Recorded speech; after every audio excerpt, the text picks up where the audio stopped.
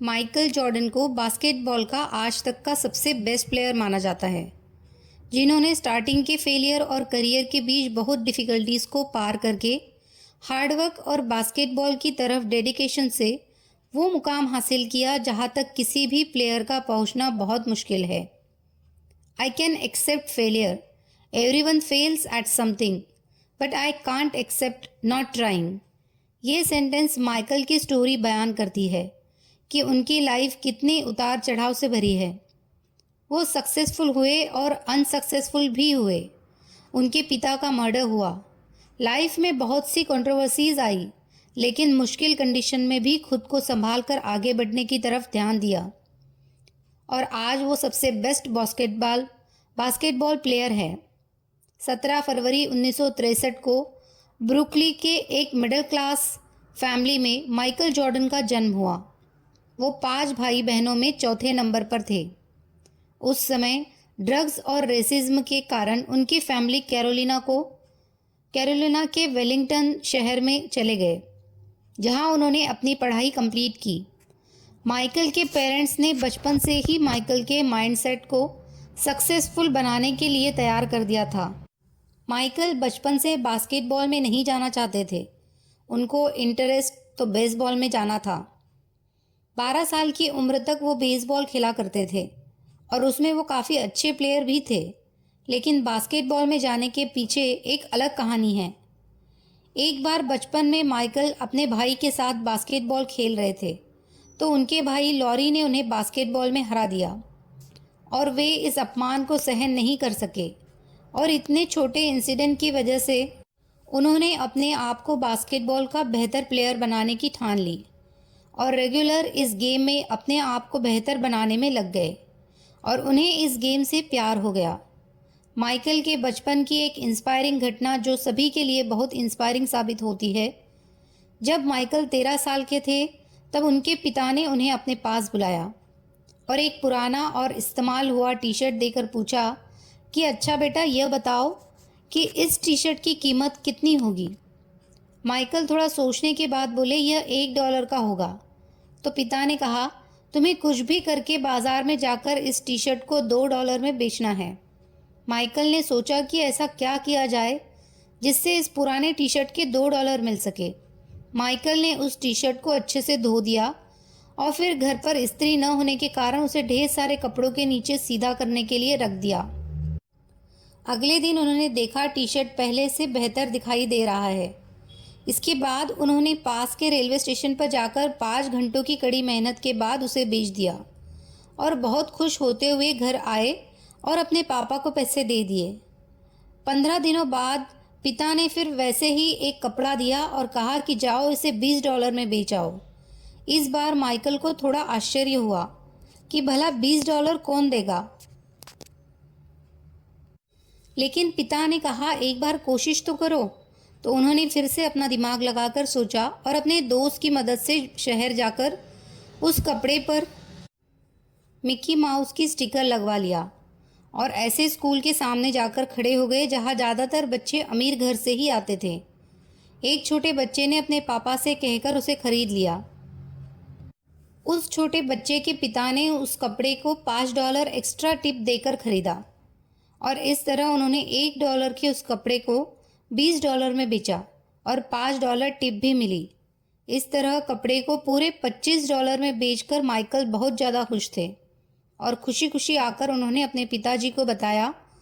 कुछ दिनों के बाद माइकल को उनके पिताजी ने एक और कपड़ा दिया और बोला कि जाओ इसे $200 में बेच के आओ। इस बार माइकल को लगा कि अब तो यह बहुत ज़्यादा ही है, लेकिन फिर भी उन्होंने हार नहीं मानी, क्योंकि अभी तक माइकल पिताजी के द्वारा दिए गए इस कार्य में पूर्ण रूप से सफल हो रहे थे।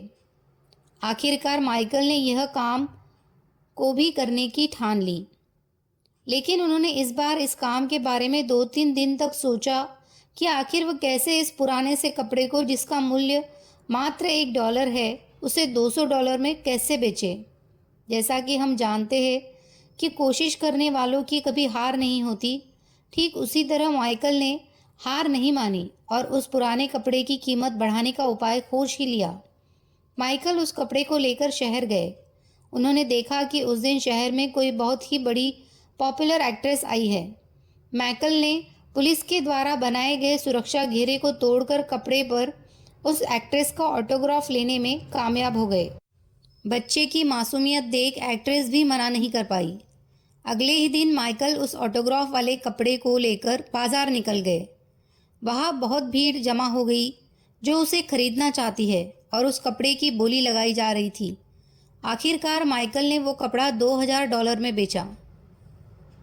इस घटना के बाद से माइकल के पिता को इस बात का एहसास हो गया कि उनका बेटा अब जीवन में कुछ भी कर सकता है। माइकल एक ऐसे व्यक्ति है जो आज की युवा पीढ़ी के लिए एक मिसाल है। माइकल की लाइफ में हर उस बड़े आदमी की लाइफ के जैसे बहुत मुश्किलें आई। जब वो 10वीं क्लास में थे तो गर्मियों की छुट्टी के दौरान उन्होंने जूनियर बास्केटबॉल टीम को ज्वाइन किया, जहां उनका परफॉर्मेंस बाकी प्लेयर से काफ़ी अच्छा था। लेकिन फाइनल टीम के लिए उनको सिलेक्ट नहीं किया गया क्योंकि उनकी हाइट बाकी खिलाड़ियों के मुकाबले काफ़ी कम थी। ये इंसिडेंट उनके करियर की पहली निराशा थी।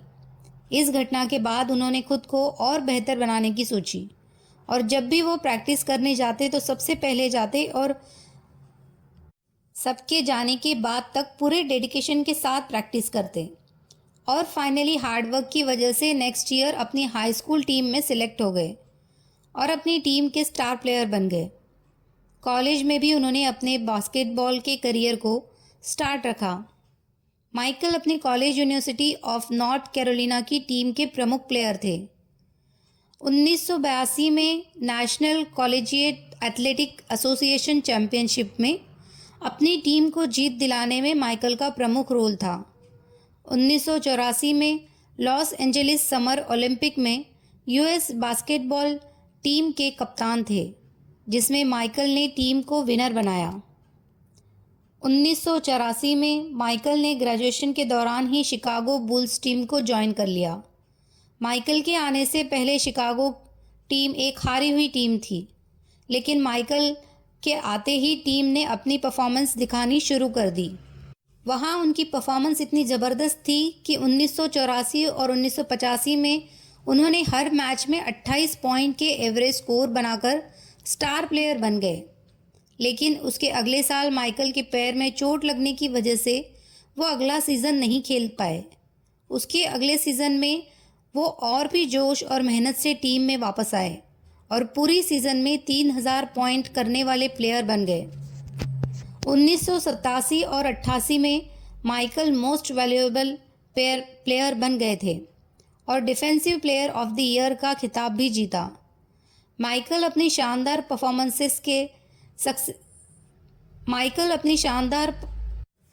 परफॉर्मेंसेस से सक्सेस की सीढ़ियों पर चढ़ते जा रहे थे। उन्होंने अपनी टीम को 1990, 1991, 1992, 1993 का विनर बनाने में सबसे मेन रोल निभाया। 1992 में वो गोल्ड मेडल टीम का हिस्सा रहे। माइकल की लाइफ मुश्किलों से भरी रही क्योंकि 1993 में माइकल को गैम्बलिंग करते देखा गया और उन्हें बास्केटबॉल से संन्यास लेना पड़ा, जिससे वो काफ़ी टूट चुके थे। फिर उनके पिता की हत्या हुई, उसका रीज़न भी गैम्बलिंग के कारण हुआ। गैम्बलिंग के कारण हुई दुश्मनी ही पता चलती है।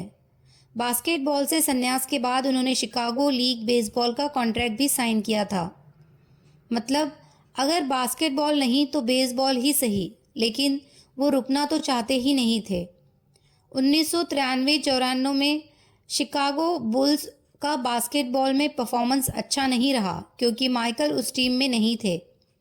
लेकिन कुछ समय बाद माइकल ने फिर से बास्केटबॉल में एंट्री की और